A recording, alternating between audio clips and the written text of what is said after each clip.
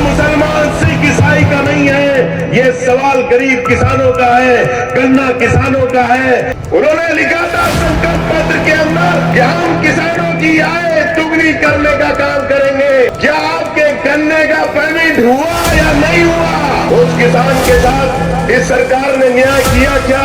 उन्होंने अपने संकल्प पत्र में लिखा था कि हम नौजवानों को नौकरियां देंगे।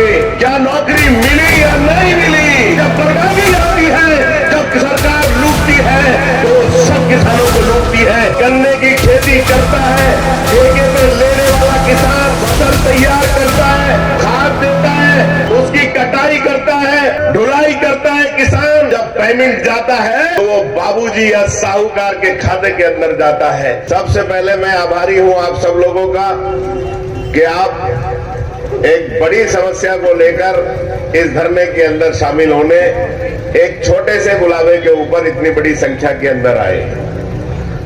साथियों, आप सब लोग जानते हैं कि जिस देश के अंदर हम लोग रहते हैं वो एक कृषि प्रधान देश है। यहां पर रहने वाले 95% लोग इस जमीन का सीना चीर कर 2 वक्त की रोटी अपने घर परिवार और इस देश को चलाने के लिए खेती बाड़ी से अपने 2 वक्त की रोटी पैदा कर कर अपना घर परिवार अपना देश चलाने का काम करता है। हमें धरने पर बैठने की जरूरत क्यों पड़ी? हमें धरने पर बैठने की जरूरत इसलिए पड़ी कि इस लोकतंत्र में बाबा साहब ने जो हम लोगों को संविधान दिया है, उस संविधान के अंदर हर 5 साल के अंदर हम लोगों को अपने गांव का प्रधान, अपना एमपी, अपना एमएलए और अपनी सरकार चुनने का मौका मिलता है। वो जमाना और था कि जब राजा महाराजाओं के घर में पैदा होने वाले बच्चे को, जो बच्चा पागल हो, जो अंधा हो, लूला हो, लंगड़ा हो, उसको राजा मानना मजबूरी होता था। लेकिन साथियों, इस लोकतंत्र के अंदर सरकार बनाने का मौका आप लोगों के हाथ में है। और जो सियासी जमात आप लोगों के बीच में आती है और वो अपना मैनिफेस्टो, अपना कार्यक्रम, अपना संकल्प पत्र आप लोगों के बीच में रखने का काम करती है। याद करो 5 साल पहले, पौने 5 साल पहले जब भारतीय जनता पार्टी के लोग आप लोगों के बीच में आए थे तो उन्होंने एक संकल्प पत्र अपना रखा था और उस संकल्प पत्र को उन्होंने कहा था ये संकल्प पत्र नहीं है, ये रामायण और गीता की तरह से है। हमने ये मान लिया कि भारतीय जनता पार्टी वाले लोग जो धर्म के नाम पर राजनीति करते हैं, हो सकता है इस संकल्प पत्र को गीता और रामायण मानकर इस प्रदेश की जनता का भला कर दे। साथियों, उसमें मांग रखी थी कि 14 दिन के अंदर हम लोग किसानों का बनने का बकाया उनके घर पर पहुंचाने का काम करेंगे। उन्होंने लिखा था संकल्प पत्र के अंदर कि हम किसानों की आय दुगनी करने का काम करेंगे। उन्होंने अपने संकल्प पत्र के अंदर लिखा था कि हम लोग महंगाई को खत्म करने का काम करेंगे। उन्होंने अपने संकल्प पत्र में लिखा था कि हम नौजवानों को नौकरियां देंगे। उन्होंने लिखा था अपने संकल्प पत्र के अंदर कि हम लोग 100 दिन के अंदर विदेश से काला धन लाकर 15 लाख रुपए आपके खाते के अंदर भेजने का काम करेंगे। उन्होंने लिखा था अपने संकल्प पत्र के अंदर कि हर साल 2 करोड़ नौकरियां आपके नौजवानों को देकर आप उसको देश के विकास के अंदर लगाने का काम करेंगे। लेकिन मैं पूछना चाहता हूं यहां पर खड़े और बैठे हुए अपने किसान भाइयों से, बताओ ईमानदारी के साथ, क्या आपके गन्ने का पेमेंट हुआ या नहीं हुआ? मैं आपसे पूछना चाहता हूं, बताओ साथियों, क्या आप लोगों की आय दुगनी हुई या नहीं हुई? मैं आपसे पूछना चाहता हूं, बताओ, क्या 100 दिन के अंदर काला धन लाकर योगी जी और मोदी जी ने 15 लाख रुपए तुम्हारे खाते में आए या नहीं आपसे पूछना चाहता हूं, बताओ 2 करोड़ नौकरियां छोड़ दो, अगर तुम्हारे गांव में किसी एक नौजवान को नौकरी मिली, क्या नौकरी मिली या नहीं मिली? मैं साथियों आपसे यही पूछना चाहता हूं, पूछो इन बीजेपी वालों से जिन्होंने कहा था कि ये गीता और रामायण है, इनसे बड़ा कोई झूठा नहीं है। यही चीनी मिल 35 करोड़ रुपया बकाया है अभी तक, 35 करोड़ रुपया। वो गरीब किसान जो रात को सोता है, रात को जंगल में अपनी जान जोखिम में डालकर सांप, बिच्छू, चोर, डकैत, शेर, चीता, इन सारे जानवरों से खतरा डालकर पूरी रात अपने गन्ने के अंदर वो लगाता है पानी, अपने गन्ने के अंदर अपनी बेटी के रखे हुए जेवरों को बेचकर अपनी खाद लगाता है, पैरासाइट लगाता है, उन्हें कीटनाशक बनाता है, और जब चीनी मिलों के ऊपर पूरी 2 दिन की रातें गुजारकर ये गन्ना चीनी मिलों के अंदर डालने का काम करते हैं। साथियों, मैं पूछना चाहता हूं, बताओ साथियों, उस किसान के साथ इस सरकार ने न्याय किया क्या? इसलिए न्याय नहीं किया साथियों, ये सिर्फ झूठों की सरकार है, ये किसानों के विरोध की सरकार है। इन्होंने किसानों को बर्बाद करने का काम किया है, इन्होंने किसानों को छलने का काम किया है। और एक बात मैं कहना चाहता हूं, कई हमारे वक्ता हैं जो बीजेपी कहती है वही बात को हम लोग आगे बढ़ाते हैं। किसान का कोई जात नहीं होती, हर किसी भी धर्म का किसान है, उसकी एक जरूरत होती है, चाहे वो हिंदू हो या मुसलमान हो। बताओ, मैं पूछना चाहता हूं आप लोगों से, क्या किसी गन्ने के किसान की खेती क्या दूसरे महीने में होती है? किसी हिंदू की भी उसी महीने के अंदर होती है, और मुसलमान और सिख और ईसाई की भी उसी महीने के अंदर होती है। बताओ साथियों, मैं पूछना चाहता हूं, क्या गेहूं की खेती का टाइम हमारा या तुम्हारा अलग है? क्या कटाई का टाइम हमारा या तुम्हारा अलग है? क्या बुआई का टाइम हमारा या तुम्हारा अलग है? बताया बीजेपी वाले कि क्या बाजरे का, क्या धान का, क्या गेहूं का टाइम हम हिंदू या मुसलमानों का अलग अलग है। मैं बताना चाहता हूं, चाहे गेहूं है, चाहे खाद है या बीज है, चाहे सिख के खेत में उगता है, चाहे जाट के खेत में उगता है, चाहे गुजर के खेत में उगता है, चाहे खड़कवंशी के खेत में उगता है, चाहे जाटव के खेत में उगता है, सबका टाइम एक है। और जब बर्बादी आती है, जब सरकार लूटती है, तो सब किसानों को लूटती है, अकेले मुसलमान या हिंदू को नहीं लूटती है। साथियों, मैं आपसे कहना चाहता हूं, बताओ साथियों, आप लोग, ये भारतीय जनता पार्टी के लोगों ने क्या कहा था?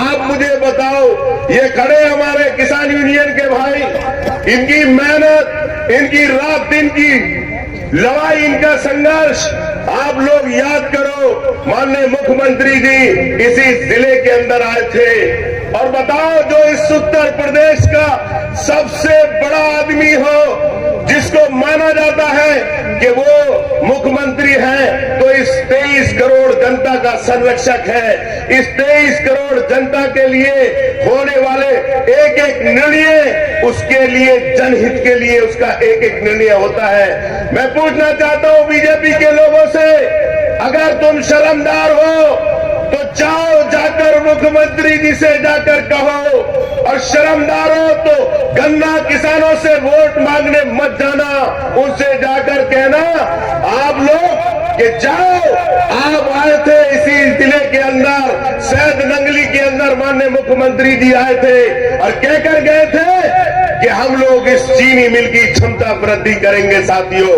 क्या क्षमता वृद्धि हुई? बजट खत्म, अभी एक मौका है, जाओ विधायक जी, कमाल अख्तर कह रहा है, इस क्षेत्र का किसान कह रहा है, जाकर मुख्यमंत्री जी से मिलो। अभी अनुपूरक बजट आने वाला है 4 महीने के लिए, इस क्षमता वृद्धि के लिए 350 करोड़ रुपए ही उन्हें देना है। आप 350 दिला दो, इस क्षेत्र के किसानों का भला हो जाएगा, इस चीनी मिल का भला हो जाएगा। साथियों, मैं आपसे पूछना चाहता हूं, बताओ साथियों, यहाँ पर कितने किसान बैठे? ये राजकुमार बैठा है, ये 3 बीघे का किसान है, और किसान बैठे हैं कोई 10 बीघे का किसान, कोई 15 बीघे का किसान, कोई 25 बीघे का किसान, लेकिन उसका परिवार बड़ा है और परिवार चलाने के लिए उसको ठेके पर खेती लेनी पड़ती है। क्या मजबूरी है? परिवार चलाना है, बेटी की शादी करनी है, बच्चे को पढ़ाना है, अपने बेटे को कहीं पर फीस देनी है, लेकिन साथियों उसकी मजबूरी है कि उसके घर में उसके पास इतनी जमीन नहीं है। ये बड़े बड़े ठेकेदार जिनके पास बड़े बड़े जमींदार, वो जाता है उनके पास हाथ फैलाता है कि बाबूजी मेरे पास मुझे ठेके में जमीन दे दो, और किसी को वो बाबूजी ठेके में जमीनें दे देते हैं।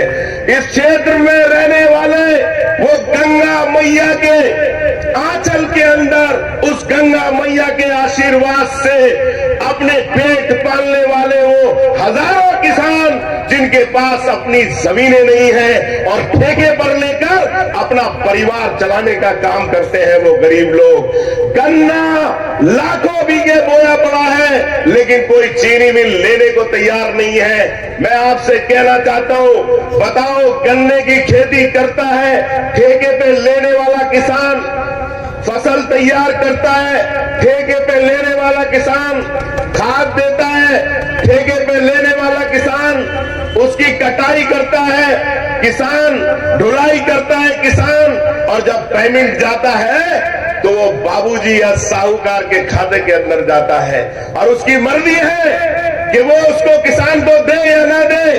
और अक्सर ऐसा उस किसानों के साथ होता है कि उसको वो लोग पैसा नहीं देते या पैसा काट लिया जाता है या उसके साथ बेईमानी कर ली जाती है। समाजवादी पार्टी मांग करती है, अभी मुख्यमंत्री जी ने ऐलान किया कि बटाईदारों का धान खरीदेंगे।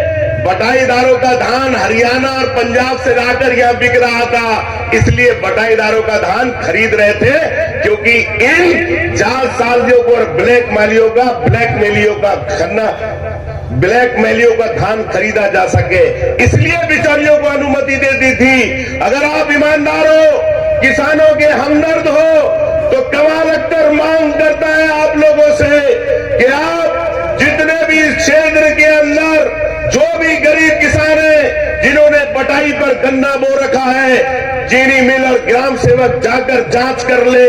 और अगले साल हम लोग कमाल अख्तर यहां खड़े होकर कहता है, अगर समाजवादी पार्टी की सरकार बनेगी, ऐलान करता है कमाल अख्तर, अखिलेश यादव जी से अनुरोध कर अपने घोषणा पत्र के अंदर हम लोग ये तय कराएंगे कि अगले बार पर्ची के अंदर जो आदमी गन्ना जिसके खेत में बोता है वो बटाईदार है या हिस्सेदार है, अगली बार 70 पर्ची उस बटाईदार के नाम पर होगी और वो मालिक को बात कर देगा, ना कि मालिक उस किसान को निकाल कर देगा। ये कमाल अख्तर आप लोगों से वादा करता है। बताओ साथियों, ये लड़ रहे हैं बहुत सारे लोग बेसिक कोटे की लड़ाई। अरे बताओ, अगर मैंने इस बार 10 बीघे गन्ना बोया तो मुझे 2 पर्ची देते हो, ठीक है 2 पर्ची दे दी, लेकिन साथियों मैंने अगली बार 100 बीघे गन्ना बो दिया। यहां मैं आकर कहता हूं भाई मेरा कोटा बढ़ा दो, वो जाकर नाप लेते हैं, गन्ने की पैमाइश कर लेते हैं, गन्ने की खेत में ले लेते हैं, लेकिन बेसिक कोटा गरीब किसानों पर नहीं पड़ता। और क्या मजबूरी होती है, मजबूरी होकर गन्ना किसानों को कोल्हुओं के अंदर, करेशों के अंदर अपना गन्ना बेचना पड़ता है। लुटता है किसान, पिटता है किसान। मैं पूछना चाहता हूं, बताओ कितना बड़ा महान कार्य किया भाजपा सरकार ने। धन्यवाद, साधुवाद, धन्यवाद पूरी सरकार को। इस उत्तर प्रदेश के अंदर कांग्रेस पार्टी सरकार के अंदर रही, 5 मुख्यमंत्री रहे, माननीय मुलायम सिंह 3 बार मुख्यमंत्री रहे, मायावती जी 4 बार मुख्यमंत्री रही, बीजेपी के भी मुख्यमंत्री रहे, लेकिन साथियों ये पहले मुख्यमंत्री हैं जिन्हें 4 साल तक पता ही नहीं चला कि गन्ने के किसानों के रेट बढ़ने चाहिए या नहीं बढ़ने चाहिए। साथियों उन्हें पता है गन्ने के रेट 4 साल नहीं बढ़े, 4.5 साल नहीं बढ़े, और जब बाबा जी को पता चल गया कि अब मैं जाने वाला हूं तो उन्होंने किया पेमेंट तो अगली सरकार दे देंगे, इस बार इन गन्ने के किसानों को बेवकूफ बनाकर 25 रुपए बढ़ा देते हैं साहब। 25 रुपए। पेट्रोल महंगा कर दिया 40 रुपए, डीजल महंगा कर दिया 50 रुपए, और आपने सरसों का तेल महंगा कर दिया 100 रुपए। आपने महंगा कर दिया ट्रांसपोर्ट। ये जो गन्ना लेकर ट्रैक्टर आता है, ये 100 रुपए लीटर का डीजल खाता है माननीय मुख्यमंत्री जी। ये जो लेकर आते हैं किसान, जो सिंचाई करते हैं, जो बिजली आपने महंगी कर दी 60%। और साथियों, अब चोर डकैतों की जरूरत नहीं है। ये खुद ही कहते हैं मुख्यमंत्री जी कि सारे चोर डकैत हम लोगों ने खत्म कर दिए, लेकिन अखबार उठा लो, हर रोज पता नहीं मैंने कौन लोग चोरी चपारी कर रहे हैं। रोजाना 4-4, 5-5 लोग चोरी चपारी करने आ जाते हैं। रोजाना 5-5 खबरें हैं। आपको चोरी डकैतों को देखने की जरूरत नहीं है। एक जमाना था जब छोटा बच्चा होता था, हर माँ अपने बच्चे के साथ टीवी देखती होती थी और बच्चा परेशान करता था उसे, तो माँ कहती थी बेटे, घोड़ों के ऊपर जब पिक्चर में डकैत आते थे, माँ कहती थी बेटे देख डाकू आ रहे हैं, सो जा। तो अब उन डाकुओं को दिखाने की जरूरत नहीं है। माँ चुपचाप कह देती है कि बेटे बिजली वाले आ गए, सो जा, बिजली वाले आ गए, सो जा। आज हालत ये है, चोर डकैती का काम पूरे बिजली वाले को दे दिया और किसानों पे कितनी मेहरबानी करी। सामान्य ट्यूबवेल का कोटा खत्म और तुम्हारे ट्यूबवेल पे भी अब मीटर लगेगा। चौधरी साहब ज्यादा मत चलाना, अगर ज्यादा चलाओगे तो समाजवादी की 11,000 रुपए साल नहीं दोगे, 18 तो अब दे रहे हो, और ज्यादा चला लिया तो हो सकता है 36,000 साल बिजली की वसूलेंगे आप लोगों से। मैं आपसे पूछना चाहता हूं, बताओ, ईमानदारी से बताओ, 5 साल समाजवादी पार्टी की सरकार के अंदर कोई एक गरीब किसान लाकर दे दो, कोई एक गरीब किसान जिसका कनेक्शन समाजवादी पार्टी की सरकार के अंदर बकाया के ऊपर बिजली विभाग के लोगों ने काटा हो, लाओ। कमाल अख्तर यहीं से चला जाएगा। ये पहली सरकार है कि 36 करोड़ किसानों के रखी बैठी है, और गरीब किसान पे अगर 10,000 रुपए भी हो गया तो उसका कनेक्शन काट दिया और एक लूट का केंद्र खोल दिया। और वो लूट का केंद्र का नाम है बिजली का थाना हसनपुर, वो बिजली का थाना अमरोहा।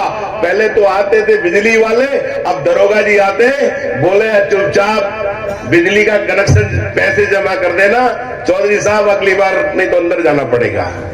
ये हालत है साथियों।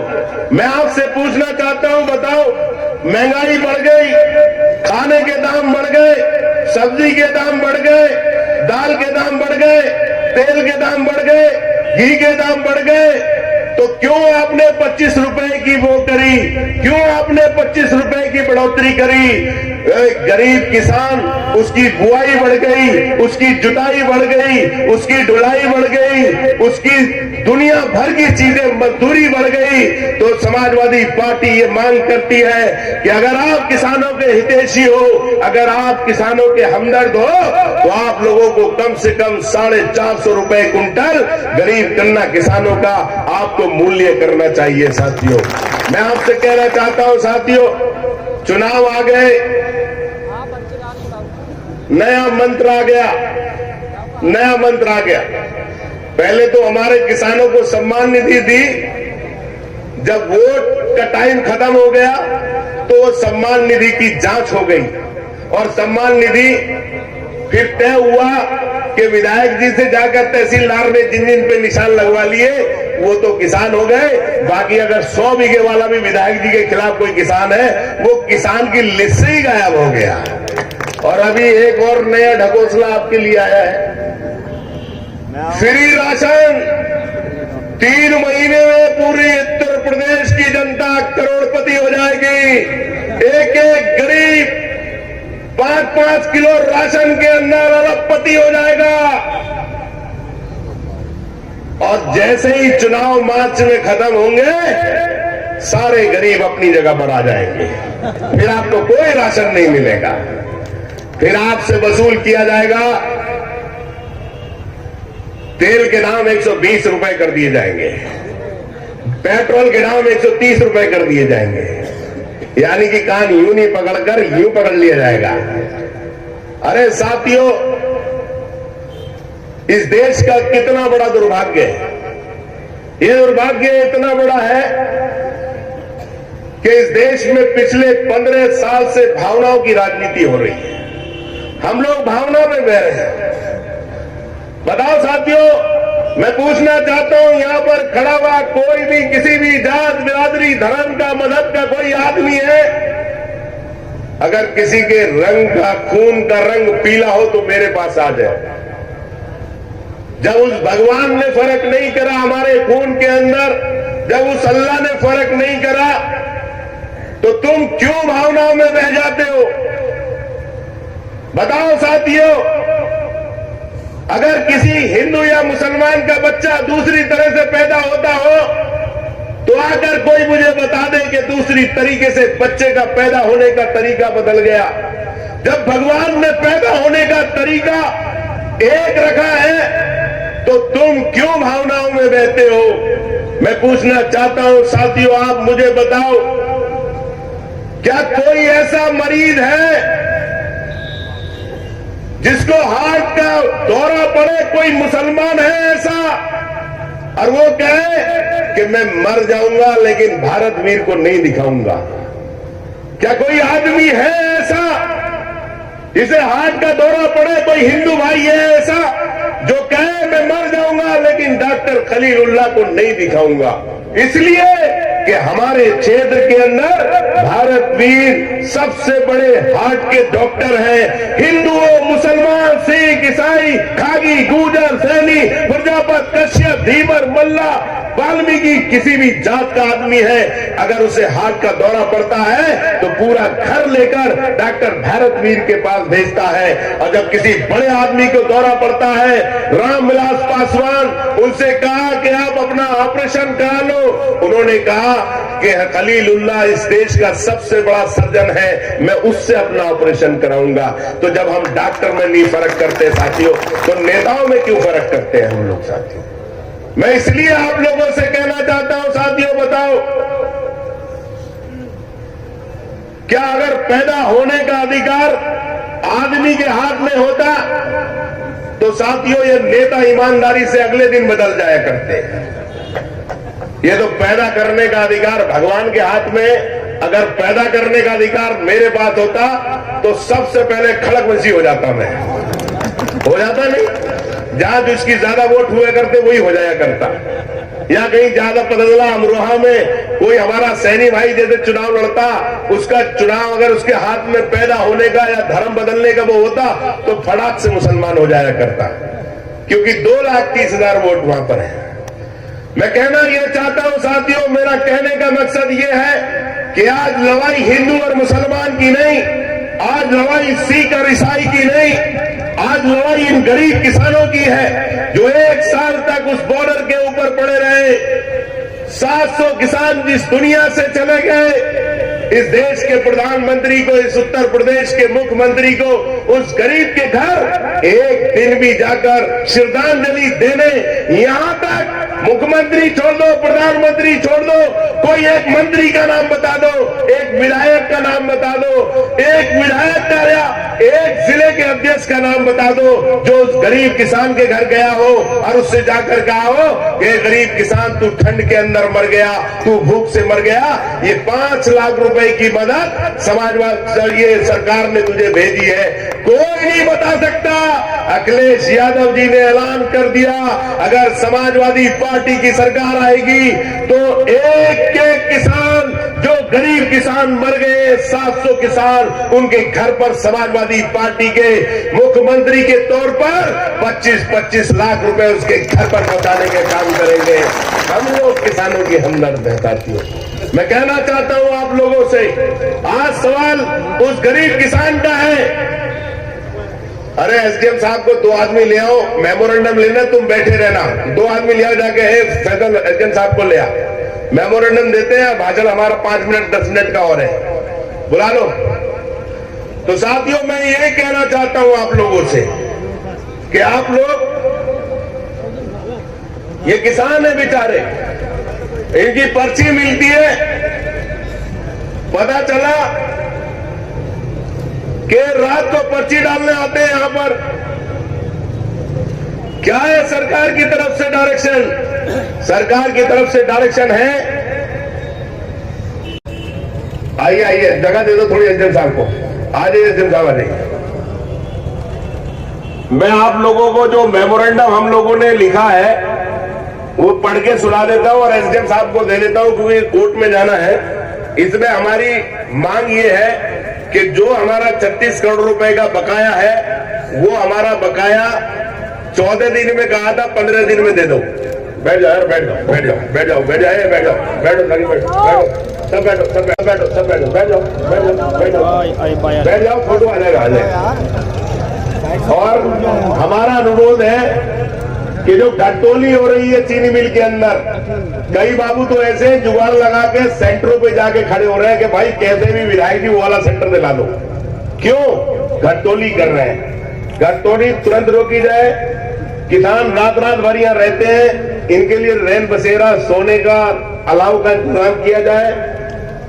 और माननीय मुख्यमंत्री जी यहाँ पर घोषणा कर गए थे, आप अपनी तरफ से जिलाधिकारी महोदय से रिमाइंडर दे दें कि हो सकता है इस अनुपूरक बजट में इसकी क्षमता वृद्धि का वो मिल जाए। चौथी हमारी मांग है कि किसानों के जो बॉन्ड है वो 1 सप्ताह में भरवाए जाए। पता चला वो उसमें भरवा जाते हैं जब बिल्कुल कई महीने बीत जाते हैं। और ठेके या बटाई पर खेती करने वाले किसानों को भी सट्टा भरवाया जाए और उनके नामों की पर्ची जारी की जाए। ये 6 मांग हम लोगों ने दी है और महामहिम राजपाल जी के महोदय के नाम ये मेमोरेंडम हम लोगों ने दिया है। हम एसडीएम साहब से अनुरोध करेंगे हमारा मेमोरेंडम आपके माध्यम तक वहां तक पहुंच जाए।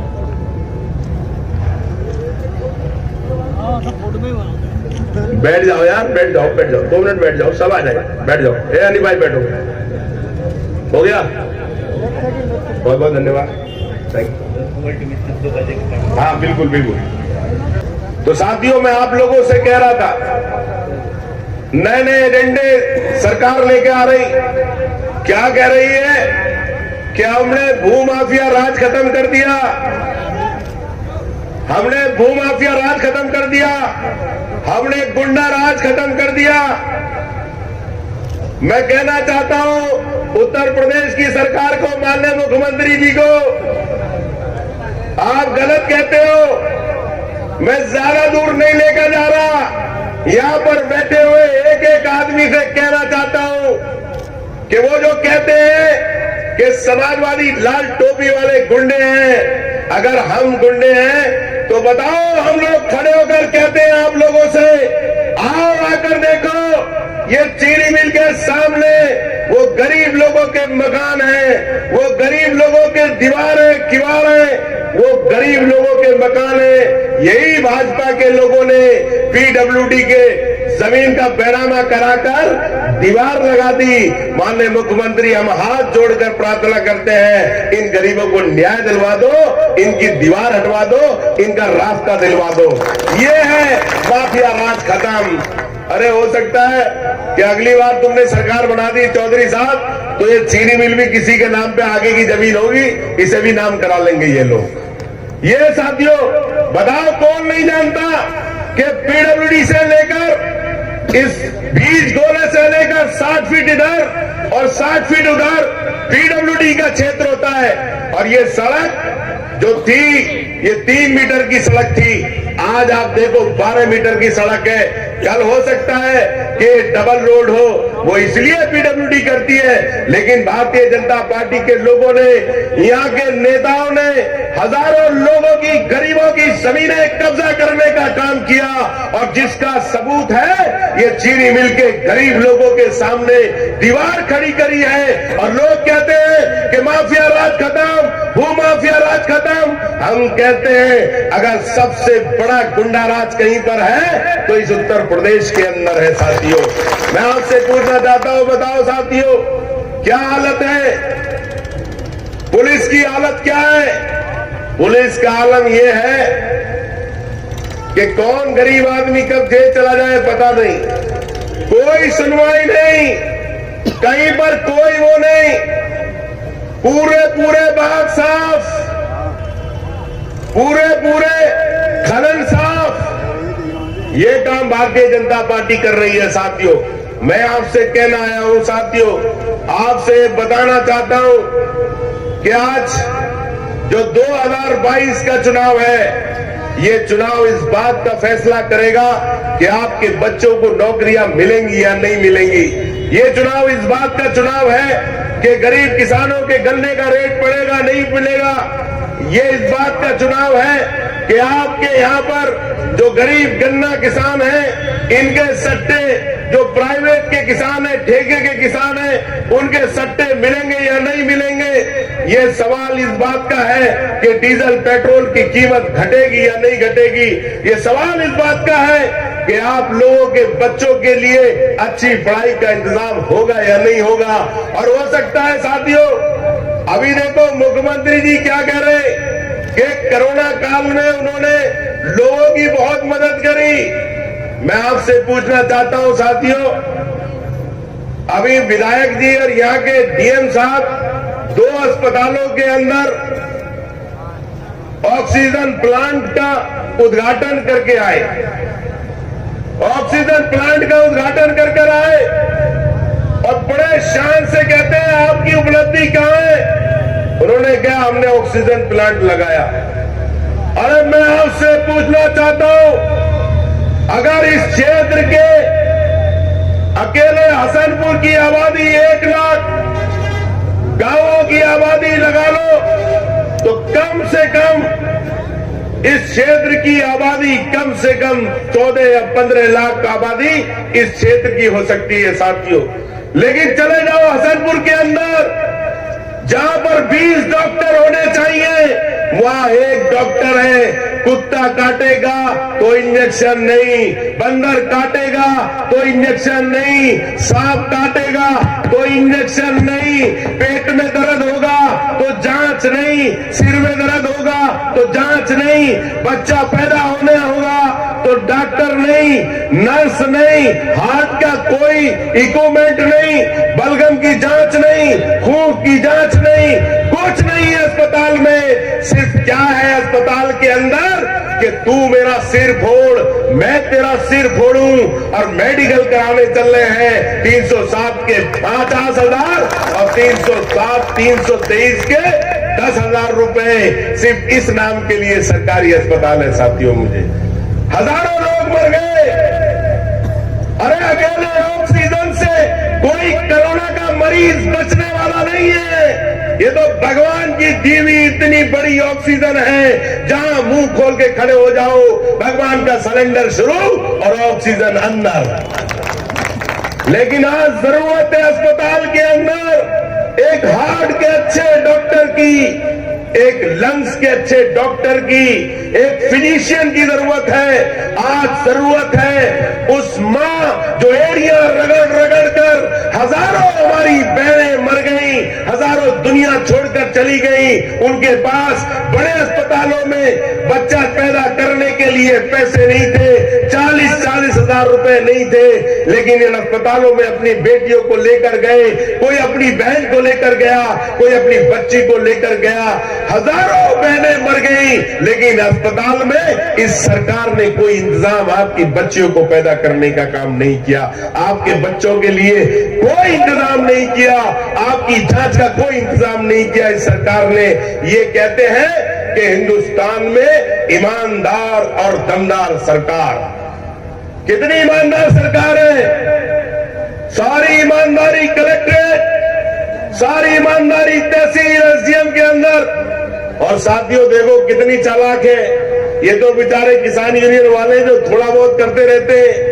ये वो सरकार है जो कहती मारेंगे भी और रोने भी नहीं देंगे, यानी कि गन्ने के रेट भी नहीं बढ़ाएंगे, खाद के कट्टे में 5 किलो कम कर देंगे, खाद मिलने नहीं देंगे, और धरना भी किसान संघ देगा, कोई दूसरा नहीं दे सकता। ये किसान संघ आप जानते हो कौन है? ये बीजेपी की नाजायज औलाद है, उन्हीं का वो है एक संगठन। इनका ही एक संगठन है किसान संघ। और वो बुरा मत मानना, मैं मीडिया के साथियों से भी कह रहा हूं भाई, अगर ये बैठे हुए यहाँ 50-10 हजार लोगों का जो धरना है, कल को अखबार में मीडिया में हो सकता है इतना सा लगे, इतना सा। लेकिन अगर किसान संघ वाले 5 आदमियों ने बैनर उठा दिए तो अखबार वाले लिखेंगे कि किसानों ने कर दी क्रांति, 25 रुपए रेट बढ़ गए। ऐसे कर देंगे जैसे अगर किसान संघ तुम्हारी आवाज नहीं उठाता तो शायद हो सकता है विपक्ष वाला कोई आपकी आवाज ही नहीं उठाता। अरे लोकतंत्र में बाबा साहब ने आपका विरोध करने का अधिकार संविधान ने हमें दिया। बाबा साहब के संविधान ने आपकी जन विरोधी नीतियों के खिलाफ काम करने का अधिकार हम लोगों को दिया। याद करो साथियों, ये वो हिटलरशाही सरकार थी जिस हिटलरशाही सरकार ने जब किसानों के बिजली का बिल बढ़ाया गया, जब गरीबों की बिजली का बिल बढ़ाया गया और साथियों किसी समाजवादी पार्टी के लोगों ने धरना लगाने की कोशिश करी तो उनके घरों पर पुलिस को बिठा दिया गया। उनके घरों के ऊपर रात में जाकर एक एक कार्यकर्ता के घर पर पुलिस ऐसे दबिश मारती थी जैसे वो कोई समाजवादी पार्टी का कार्यकर्ता या नेता नहीं, जैसे कहीं का छुटा हुआ डकैत या चोर हो साथियों। ये काम करने का काम किया और ये नहीं चाहते। और अखबार वाले साथियों से कहना चाहूंगा, समाजवादी पार्टी कोई अखबारों की राजनीति नहीं करती है। समाजवादी पार्टी गरीबों की, मजलूमों की, हर जात बिरादरी को लेकर करने की राजनीति करती है। समाजवादी पार्टी किसानों की लड़ाई लड़ती है, समाजवादी नौजवानों की लड़ाई लड़ती है, व्यापारियों की लड़ाई लड़ती है।